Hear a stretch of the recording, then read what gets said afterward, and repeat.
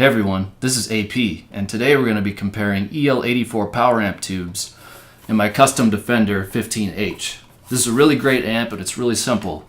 So what I want to do today, I have 3 different sets of tubes, and I'm going to do this a little differently than some people would, where they compare different brands and they're all brand new. I want to do more of a best case and worst case scenario. So for our worst case scenario, I have the original tubes that came with this amp when I got it in 2012. These are Sino made in China tubes. You can see it's got a little bird on it. And I used these pretty heavily for about 4 years. So that's our worst case scenario. Next we have some Electro-Harmonix tubes that I've used in there for about 2 years. So this is like our normal use case scenario. And finally I have a brand new set of JJ tubes. And that of course will be a best case scenario. So all the guitars will be recorded into the interface at the same gain level, and when it's reamped, it will come out of the interface at the same gain level. That way it'll hit the front of the amp the same. So I'm going to be running the amp at full volume to hopefully get some breakup in the power amp tubes if it happens at all. The amp will break up, it could be the preamp tubes, I'm not sure. And then the bass response will be 1 tick away from the British setting, so it can handle single coils and the humbuckers. And then finally just bumping up the tone a little bit.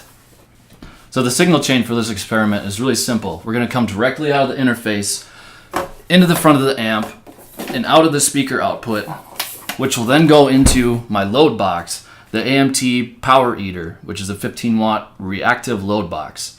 So from there we'll have a line level signal that will go back into the interface where it's recorded, and then I have an impulse response loaded up in Studio One, which is of it's a Celestion impulse of a V-Type speaker in a 212 closed back cab, mic'd with a Royer 121 and a Shure SM57.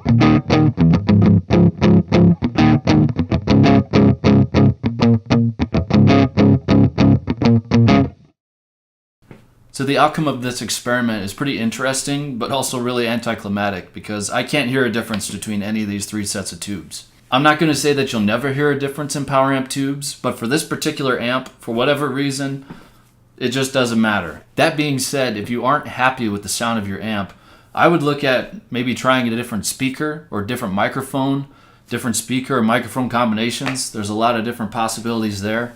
If you're just a normal guy like me, just get a good set of tubes that work. That's all for now. Be sure to check out my other videos and keep on rocking.